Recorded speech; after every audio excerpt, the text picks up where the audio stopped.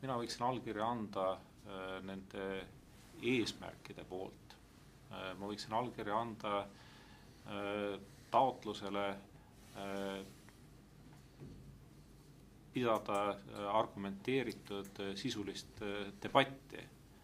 Aga ma ei saa allkirja anda nendele hävitavatele hinnangutele, mis selle teksti algusosas on. Et vastust tuleb küsida iga inimese käest. Küllap on paljudel kõhklusi ja kahtlusi, kui nad seda teksti vaatavad. Ega ta ju olemuslikult kunagisest kahe Eesti tekstist väga palju ei erine. Isegi mõned autorid on täpselt samad. Mõni praegune autor oli siis hoopis teisel poolel, kellele see tekst esitati.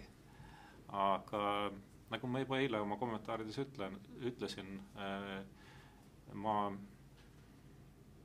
leian, et selle harta kirjutajad soovivad tagasi pöörduda sisulise argumenteeritud debati juurde ja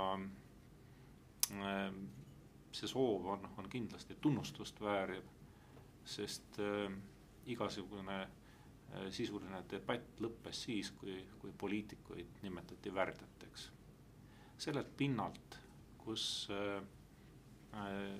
oma oponenti, partnerit enam absoluutselt ei aktsepteerita, ammugi ei austata, sellelt pinnalt ei ole võimalik pidada mitte mingisugust sisulist debatti. Et minu meelest on see harta samm õiges suunas. Kõige sellega, mis seal kirjas on, mina nõustada ei saa. Paljuga, mis seal kirjas on, ma nõustun, kuid põhisõnum, kui see on see, mida mina tajun, on minu meelest õige.